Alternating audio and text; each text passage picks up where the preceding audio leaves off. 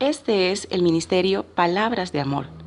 Deseamos que las dulces palabras de amor de Dios sean escuchadas en cada una de nuestras enseñanzas.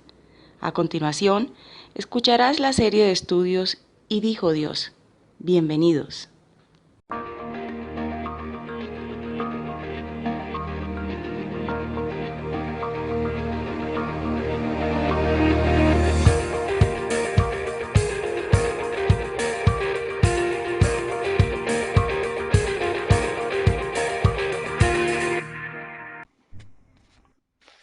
Bienvenidos al Ministerio Palabras de Amor. Y este es su programa, Y dijo Dios. Hoy hablaré acerca de las maldiciones. Es un tema que muchas personas a través del tiempo han querido investigar. Y hoy le he puesto como título a este mensaje, ¿y qué de las maldiciones? Son relatos amargos expresados con dolor que vamos a encontrar en las Escrituras. Para entrar en contexto, vamos a leer el libro de Salmos, capítulo 137, versículos 8 y 9. La palabra del Señor dice, oh Jehová, recuerda contra los hijos de Edom el día de Jerusalén, cuando decían, arrasadla, arrasadla hasta los cimientos. Hijo de Babilonia la desolada, bienaventurado el que te diere el pago de lo que tú nos hiciste. Dichoso el que tomare y estrellare tus niños contra la peña. Suena un poco duro, ¿no? Bueno, así son llamados los salmos imprecatorios. Resulta un poco chocante, ¿no? El Salmo 137 es el ejemplo más famoso de este tipo de salmos que hay en las Escrituras. En un lamento admirable desde el exilio, el poeta va escalando la temperatura emocional hasta llegar a desear que Dios declare bienaventurado a cualquiera que mate a un niño babilónico. Para mucha gente, este deseo parece demasiado amargo como para tener un lugar en la Biblia. ¿O acaso no se supone que los cristianos deben amar a sus enemigos y orar por los que los persiguen? Eso está en el libro de Mateo capítulo 5 versículo 44. Y aún en el Antiguo Testamento no se debe tratar al enemigo despiadadamente. Eso también lo encontramos en el libro de Éxodo capítulo 23 versículo 4. Entonces, ¿cómo ingresa este estallido de ira en la palabra de Dios? Para ello vamos a hablar acerca del clamor pidiendo justicia.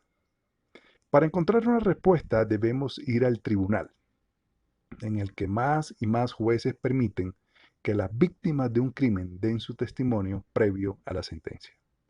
Una madre que ha perdido a su hijo a manos de un asesino puede manifestar emociones salvajes y vengativas al ponerse de pie para reclamar la sentencia de muerte. Aún así, es necesario que la corte la escuche. Solamente ella sabe cabalmente lo que ha pedido. Solamente ella siente todo el ultraje del crimen. Los salmos imprecarios le dan voz a tales testimonios de las víctimas ante Dios. Siempre presuponen que el castigo que piden es merecido. Por ejemplo, en el Salmo 109 se pide la maldición de Dios sobre un hombre que persiguió a otro afligido y menesteroso, al quebrantado de corazón para darle muerte. Amó la maldición y éste le sobrevino. El Salmo 137 fue escrito en el marco de una angustia similar. Como nación, Babilonia se había caracterizado por asesinar sanguinariamente y merecería el castigo adecuado. La Biblia dice que Dios oye el clamor de los inocentes. Promete castigar a quienes los han herido. Aún teniendo en cuenta toda su enseñanza acerca de perdonar a los enemigos, Jesús no cambió esta idea de justicia. Enseñó que la justicia era ejecutada por Dios después de la muerte, según el libro de Mateo capítulo 25, versículos 31 al 46. Pero los israelitas del Antiguo Testamento solo tenían ideas muy vagas acerca de la vida después de la muerte. Para ellos, la justicia tenía que ejecutarse en esta vida, ante sus propios ojos. La reclamaron a través de los salmos imprecatorios y por eso los encontramos en el libro de los salmos. Simplemente son lamentos delante de Dios, pidiendo maldición para aquellos que le habían hecho daño. Ahora, hablemos de la misericordia para los enemigos. Pero entonces, ¿qué pasa con la misericordia si hemos hablado de maldición? ¿No es nuestra obligación perdonar y amar a nuestros enemigos? ¿Cómo nosotros vemos estos salmos imprecatorios con eso? Hay tres cosas que es necesario decir. En primer lugar, aunque no se detecta ninguna misericordia en este tipo de salmos, eso no quiere decir que la gente que los escribió careciera totalmente de misericordia. David, a quien se le atribuyen algunos de los más fuertes salmos pidiendo maldición sobre sus enemigos, demostró una misericordia extraordinaria hacia Saúl, su enemigo vengativo. Los salmos imprecatorios son crisis de un dolor sin límites. Reflejan honradamente el sentir de la gente. La vida de los escritores equilibraban estos gritos de dolor con su propia compasión personal. En segundo lugar, los salmistas escribieron antes de que Jesús ofreciese perdón a todos al morir, como Hijo de Dios. Aún hoy en día mucha gente encuentra difícil aceptar la enseñanza de Jesús acerca del perdón a los enemigos, porque significa perdonar a violadores, abusadores de niños, asesinos en masa, etc. Solo podemos perdonarlos porque Jesús pagó el precio de sus crímenes. Los salmistas vivieron antes de dicho pago. Y en tercer lugar, los salmos pidiendo maldición y castigo prepararon el camino del perdón. Uno solamente puede ser verdaderamente misericordioso si comienza con una apreciación cabal de la culpa. El juez, que descuidadamente libera a un criminal por una falla técnica de proceso, no está mostrando misericordia. Quizás solamente está demostrando falta de solidaridad con la vida del que recibió el crimen. La verdadera misericordia toma lugar cuando las mismas víctimas cambian de actitud y perdonan a los que le han dañado, poniéndolos en libertad. Ahora, la víctima que siempre tenemos que ver en las Escrituras es Jesús. Los salmos que piden venganza expresan la repugnancia de la violencia y la injusticia.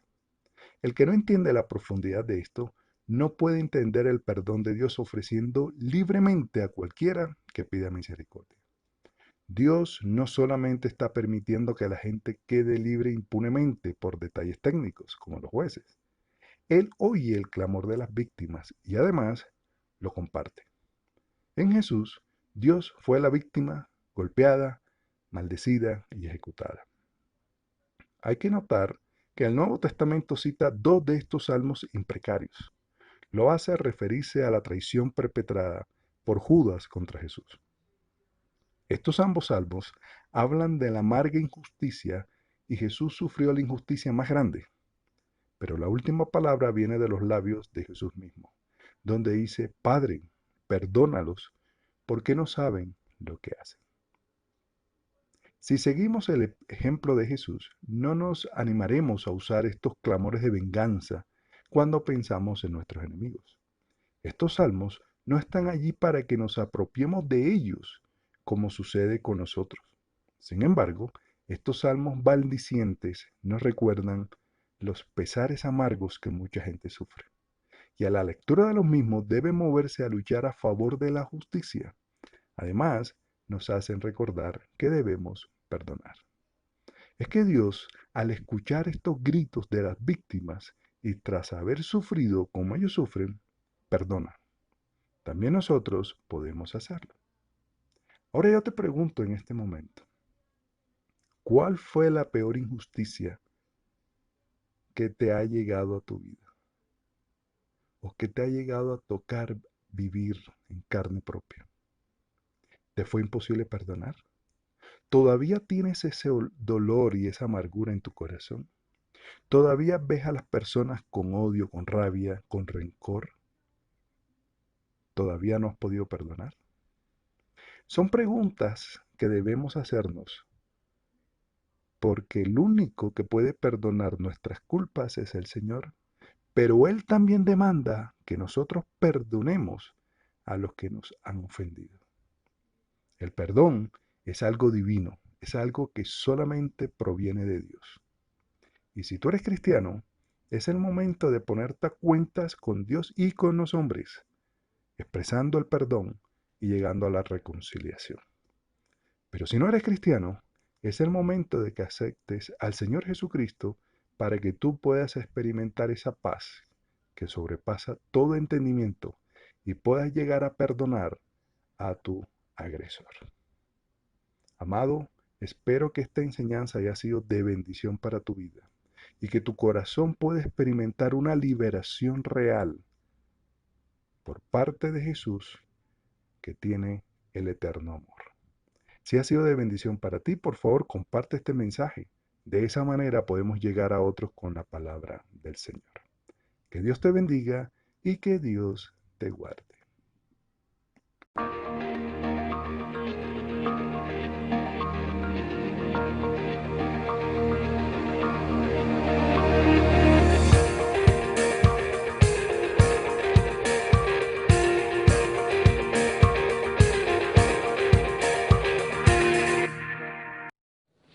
Amigos, el poder del amor de Cristo tiene total capacidad para transformar la vida de todo aquel que cree en su verdad. Te invitamos a que nos contactes al correo electrónico mpalabrasdeamor@gmail.com y en nuestras redes sociales. Muchas gracias por seguirnos.